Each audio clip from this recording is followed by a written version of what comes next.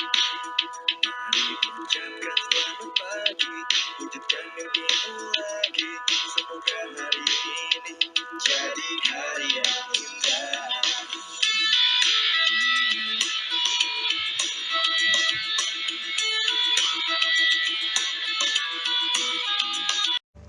Halo, apa kabar? Semoga kita semua dalam keadaan sehat ya. Oke, bertemu lagi bersama Mustika. Kita kali ini tetap belajar tematik di tema 6 cita-citaku. Sekarang ke tema 2 nih, tentang pelajaran IPA. Simak baik-baik ya. Materi kita hari ini yaitu membandingkan daur hidup hewan dan manfaat makhluk hidup bagi manusia. Nah, yuk kita bandingkan daur hidup hewan. Nah, di sini ada 2 daur hidup hewan, yaitu yang pertama ya ada katak dan lalat. Nah, mereka ini sama-sama mengalami daur hidup metamorfosis sempurna. Sudah kita pelajari ya minggu lalu. Masih ingat? Metamorfosis sempurna melalui 4 tahapan, yaitu telur, larva, pupa, dan imago atau dewasa. Kita perhatikan daur hidup katak berikut. Yang pertama, katak telur berkembang menjadi berudu atau bahasa lainnya kecebong. Lalu berkembang menjadi katak muda dan tumbuh menjadi katak dewasa sama seperti induknya.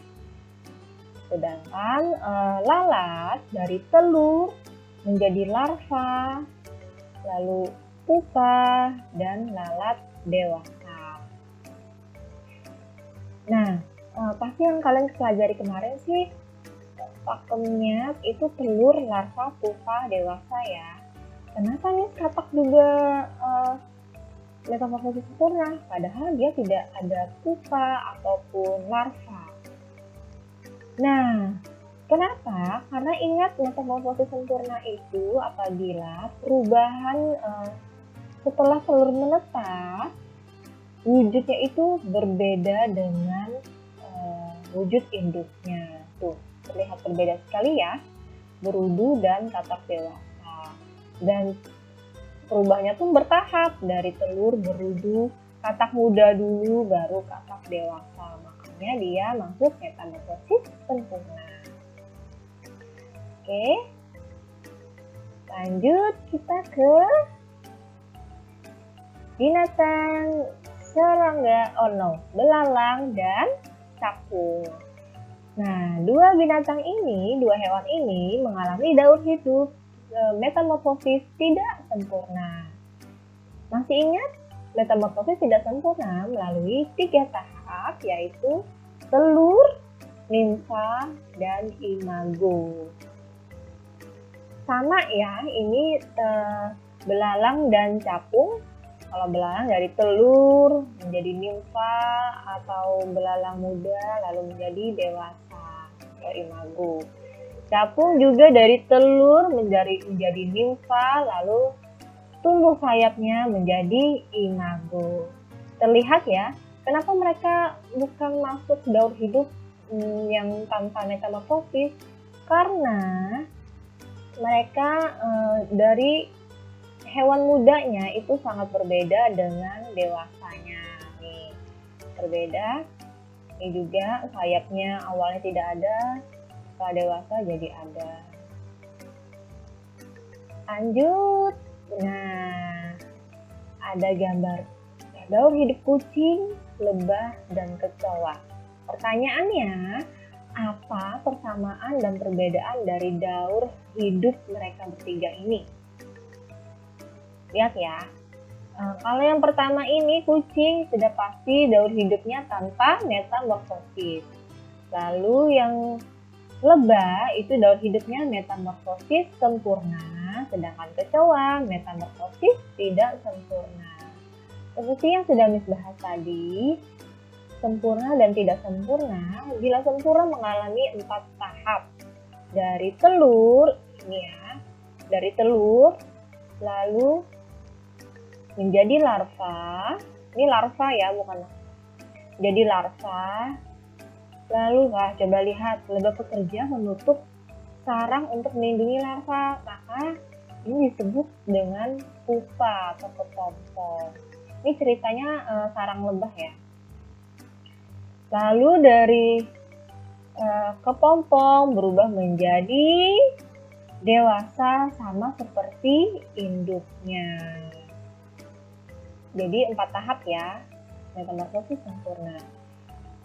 Sedangkan metamorfosis pada kecoa itu tidak sempurna karena hanya 3 tahap, dari telur, nimfa menjadi kecoa dewasa. Dan sudah pasti kucing daur hidupnya tanpa metamorfosis.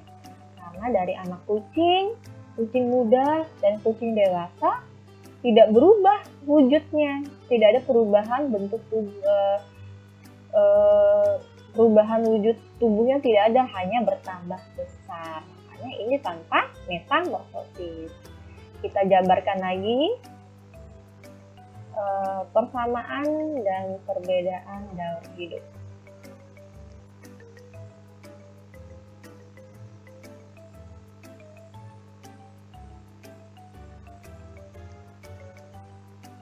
Oke, sebentar pindah dulu. Nah, persamaan daur hidup kucing, kecoa, dan lebah tadi. Yang pertama, kucing dan kecoa mengalami tahap menjadi hewan muda. Dari telur itu menjadi hewan muda atau untuk kecoa nimfa. Lalu kucing dan kecoa mengalami perubahan ukuran tubuh, yaitu semakin besar. Perubahan ukuran tubuh ya sama-sama semakin besar. Lalu yang ketiga, kecoa dan lebah berkembang biak dengan cara bertelur. Sama ya, kecoa dan lebah.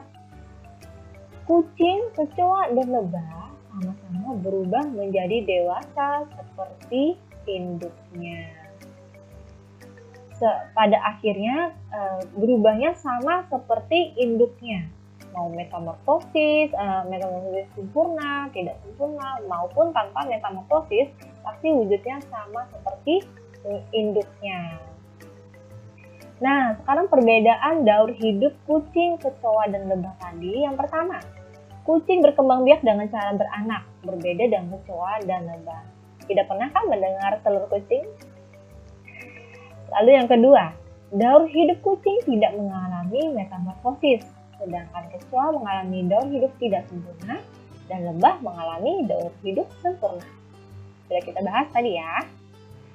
Yang ketiga, kucing tidak mengalami perubahan bentuk tubuh, sedangkan kecoa dan lebah mengalami perubahan bentuk tubuh. Jadi, kucing itu hanya mengalami ukurannya jadi lebih besar. Kecoa ukurannya lebih besar tapi juga mengalami perubahan bentuk tubuh. Lalu kucing dan kecoa tidak melalui tahap pupa atau kepompong, sedangkan lebah ada tahap perubahan menjadi pupa. Makanya itu adalah ciri-ciri metamorfosis sempurna karena mengalami tahap pupa atau kepompong. Next. Selanjutnya, kita akan belajar manfaat makhluk hidup bagi manusia. Hewan dan tumbuhan termasuk sumber daya alam yang memiliki banyak manfaat bagi manusia. Nah, ini adalah contoh-contohnya. Yang pertama ada kapas. Pernah tidak kalian melihat pohon kapas di pinggir jalan? Nah, kapas itu sebagai bahan pembuatan kain katun. Lalu ada cacing. Beberapa dari kalian pasti ada yang geli nih ngeliat cacing ya. Ada yang takut. Cacing ini ternyata bukan hanya menjijikkan, tapi dia juga berguna untuk menyuburkan tanah agar tanaman yang tumbuh di tanah tersebut tumbuh dengan subur. Lalu ada kerbau. Wah, ini kerbau tenaganya untuk membajak sawah. Oke, next. Nah, yuk perhatikan tabel manfaat hewan dan tumbuhan berikut. Di sini ada tumbuhan, contohnya padi, kapas, dan jati. Padi ini sebagai bahan makanan pokok orang Indonesia yang akhirnya menjadi beras. Lalu ada kapas, sudah kita bahas tadi sebagai bahan pembuatan kain katun.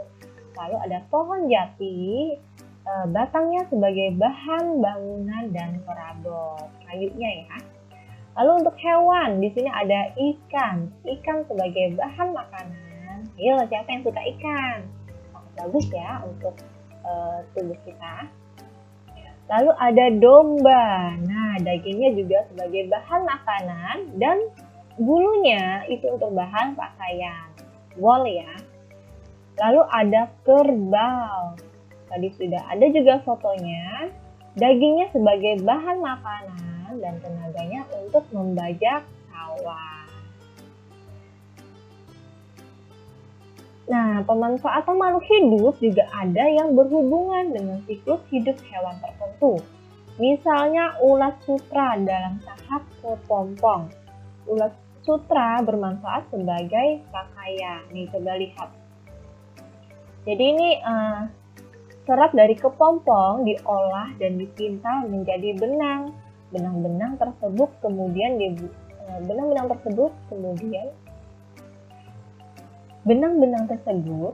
dibuat menjadi kain sutra yang sangat halus, indah, serta bernilai tinggi. Mahal ya kain sutra ini. Ini adalah ulat sutranya.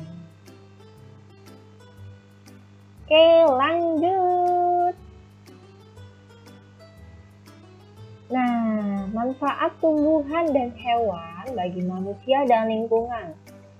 Di sini kita bagi ada beberapa. Untuk manusia, tumbuhan dan hewan itu bisa menjadi bahan pangan untuk makanan ya, bahan sandang yang bisa kita gunakan, pakaian, obat-obatan, tumbuhan toga ya yang pernah kita pelajari di tem lalu peralatan rumah tangga, furniture juga bisa, dan untuk meringankan pekerjaan.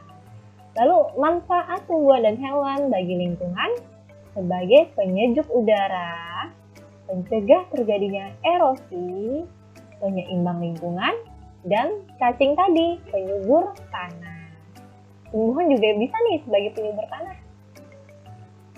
Oke, nah sekarang coba kalian amati dan bandingkan daur hidup hewan yang ada di sekitar kalian.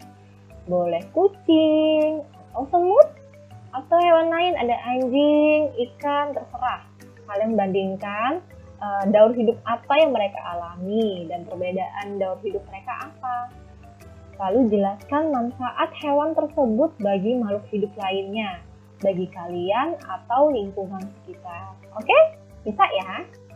Baiklah, terima kasih sudah menyimak penjelasan dari Mustika. Apabila ada yang ingin ditanyakan, silakan tanyakan ke guru kelas maupun SD. Baiklah, selamat mencoba mengamati. Bye!